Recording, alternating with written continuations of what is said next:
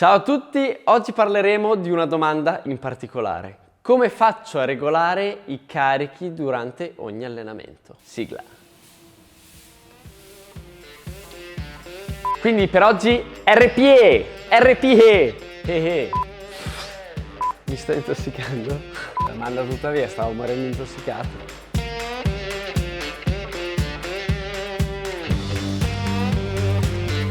Domanda apparentemente semplice, ma alla quale è difficile rispondere a livello pratico. Per questo, nel video di oggi andremo ad analizzare l'RPE, che è una scala di percezione dello sforzo che può aiutarci a regolare i carichi durante un allenamento e a mantenerli alla giusta intensità, indipendentemente da quanto siamo energici o affaticati.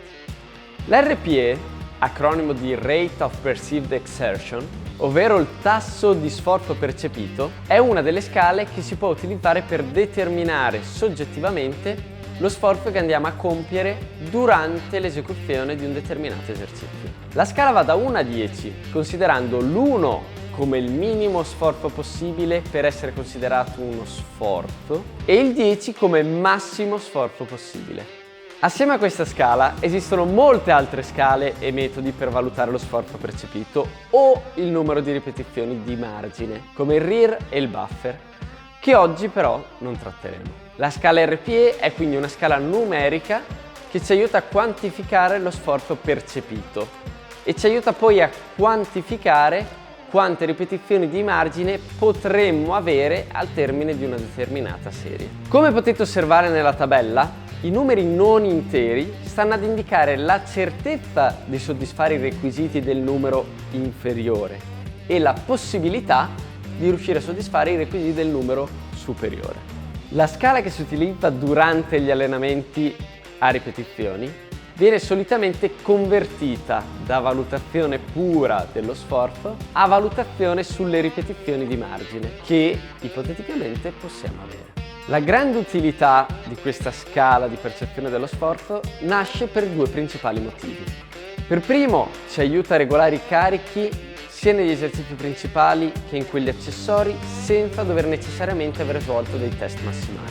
Inoltre, riduce il rischio di utilizzare carichi non allenanti per lunghi periodi a causa di una stima scorretta dei carichi all'inizio dell'allenamento. Il secondo punto è che si adatta allo stato di forma della giornata, ovvero se mi sentirò energico e forte e quindi lo sforzo percepito calerà, per quella giornata potrò incrementare leggermente i carichi. Se invece mi sentirò stanco e affaticato quando mi allenerò, per quella giornata potrò ridurre leggermente i carichi per poter andare incontro alle mie esigenze. Per questi motivi la scala RPE torna utile in molteplici situazioni.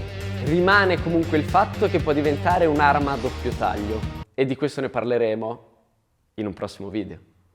Ve lo stavate aspettando, eh? Vediamo ora qualche esempio per capire meglio come funziona questa scala di valutazione dello sforzo che ci aiuta appunto a quantificare lo sforzo che stiamo affrontando.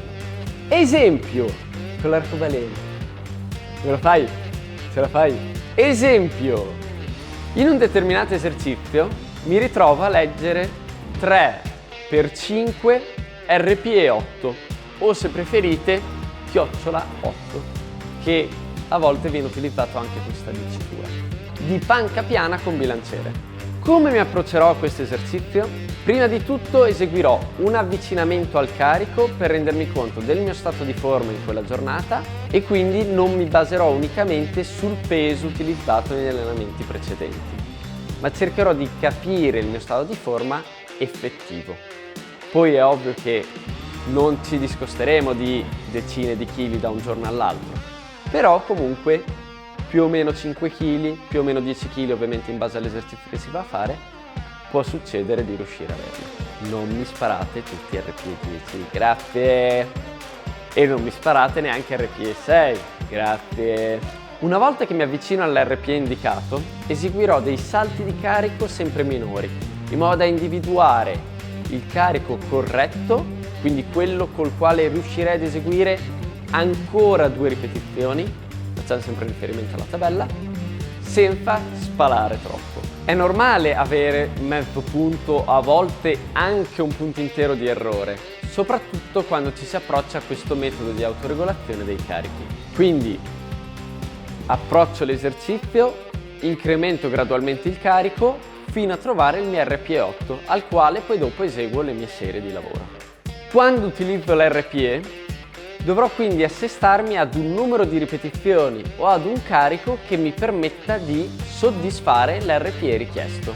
Perché dico ripetizioni o carico? Perché l'RPE può essere utilizzato in molteplici modi e quelli principali sono indicare il numero di ripetizioni e fornire l'RPE sul carico, oppure indicare il carico, quindi ad esempio 3 serie 70 kg e poi dare l'RPE sulle ripetizioni, quindi nelle ripetizioni indicherò RPE 8. Gli RPE inferiori al 6 non vengono considerati come allenanti e quindi sono degli RPE che incontreremo principalmente nelle serie di riscaldamento, che poi nelle serie di lavoro non incontreremo mai. Ebbene sì, per allenarsi bisogna spingere. Questa breve infarinata sull'RPE è finita, continuate a seguirci per nuovi articoli e video, buon allenamento!